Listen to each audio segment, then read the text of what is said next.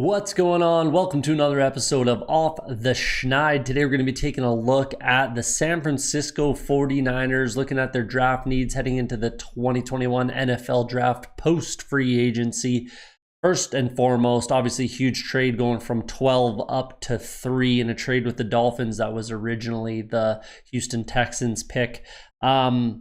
I think everybody is pretty much in agreement that it's going to be for a quarterback. You usually don't trade that kind of capital unless it's for a quarterback. It would be a huge shock if they did go any other direction.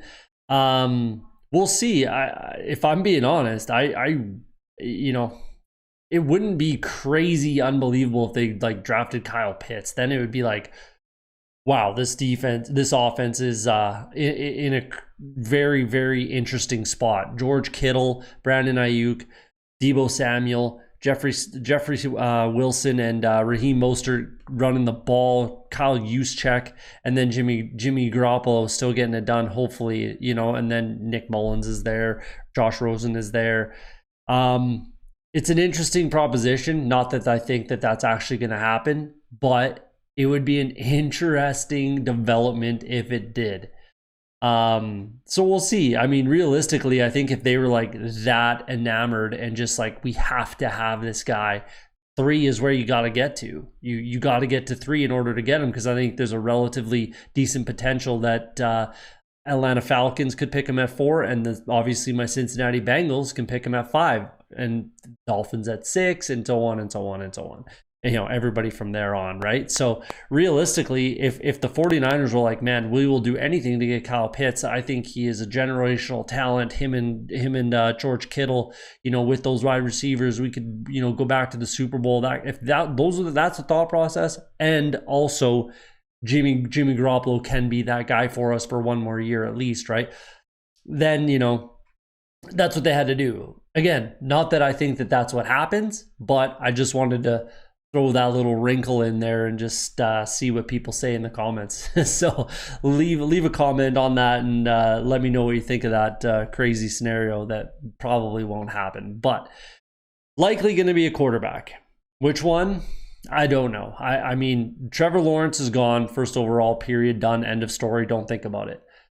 In what order do we go from there? There's Mac Jones, Justin Fields, and Zach Wilson. A lot of people have Zach Wilson going to the Jets, Mac Jones going to the 49ers, or Justin Fields potentially. Maybe Justin Fields goes to the Jets. I don't know. It's going to be interesting, the order in which these quarterbacks go and where they end up going. If they go 1, 2, 3, which they probably will, we'll find out in about 2.5, 3 weeks time, something like that. So we'll see. Realistically, they can walk away from Jimmy Garoppolo right now if they want to. $2.8 million dead cap, $26.3 million cap hit. So you're saving, a ton of money, $24 million roughly, something, do the math in your head if you want. They can save a lot of money by cutting him, and they can do it right now. Will they? I don't know. It depends on who they end up drafting. Let's say if they go with someone like Trey Lance, that a lot of people have them taking potentially, being in the conversation at least. I think you hang on to Jimmy G and have him play this year. I personally don't think that Trey Lance is ready to start in the NFL this season. I think he's going to need a year. I really do. So we'll see where he ends up going. I think he absolutely still goes in the first round. It's just a matter of where. So that's a little bit to chew on there for what they potentially might do at 3. Fair amount of draft capital, quite a few picks, 9 in total, 9 picks. So they got quite a bit of draft capital to move, up or down. They could move up again, maybe in the second round, maybe move back into the first round if they really wanted to, something like that. But we'll see how that shakes out. Keep an eye out for my mock draft coming out in about 2 weeks time, something like that, right before the draft. And I only do 1. So there you go. What else does this team need? I think they're in a pretty good spot. Just a little bit of depth. Jeffrey Wilson and Raheem Mostert, I think, are the 1-2 combination at running back. I think this is a 2 running back team going off of what they have been.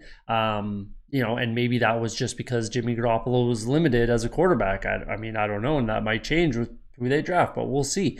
I think that they do need to add another guy. I think they need to add another running back, not anytime, you know, in the top of their draft. Any of those 5th round picks, 6th round pick even would be fine. They just need another guy built similar to these guys, to Wilson and Mostert. Hasty is not built that way.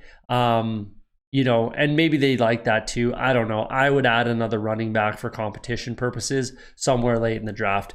Kyle Juszczyk, best fullback weapon in the NFL, comes back. George Kittle, in my opinion, the best, maybe second best, but that's quarterback play as well. So I'd say first, the best tight end in the game, George Kittle.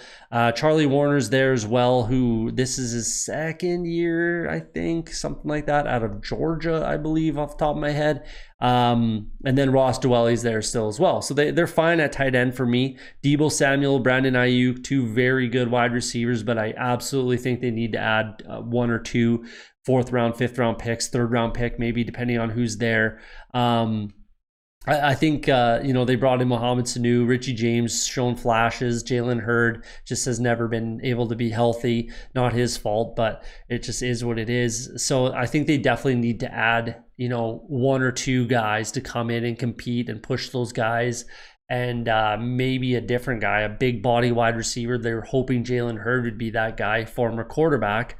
But I think they need to add a big body wide receiver type of a guy, you know, to be the difference in that offense. Not that their tight ends can't do that, but that's just kind of how I look at it.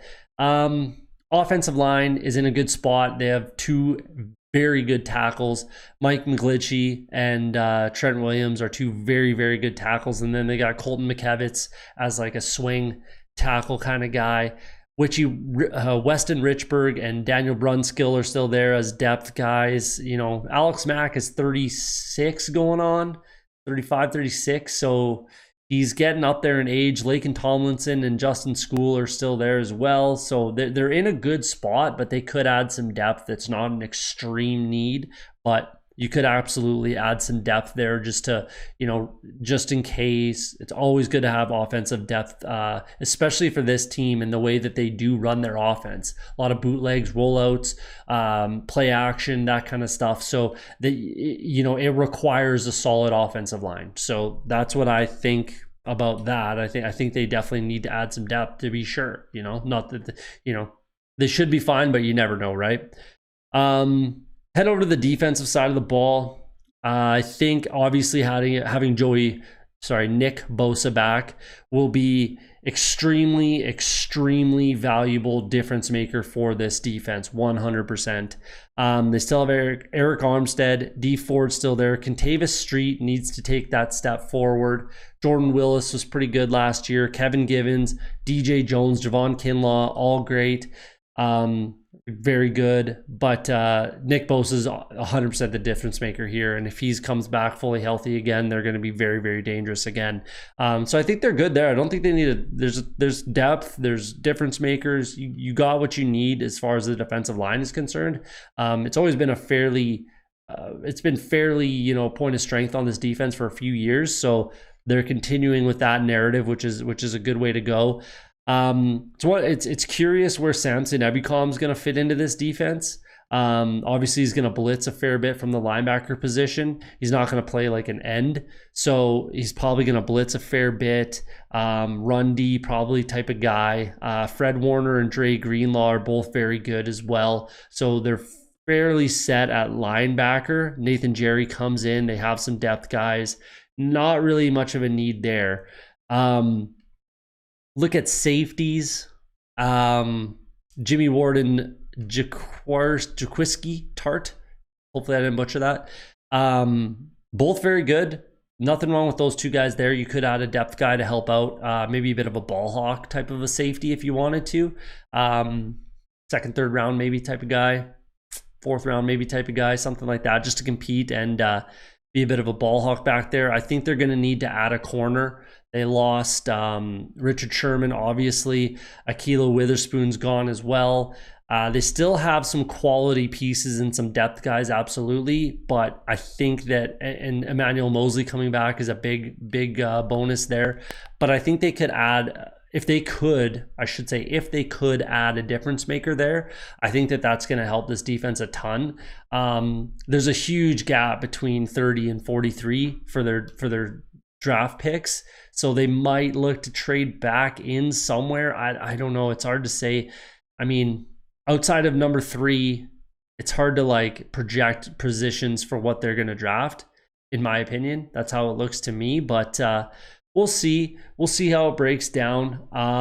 Look out for the mock draft coming out. We'll see who I think they end up selecting number 3 overall. Not likely going to be Kyle Pitts, that's for sure. But I thought I'd throw that out there. Leave a comment if you like, hopefully about that Kyle Pitts comment. And don't forget to hit that like and subscribe button on your way out. And we'll see you on the next video.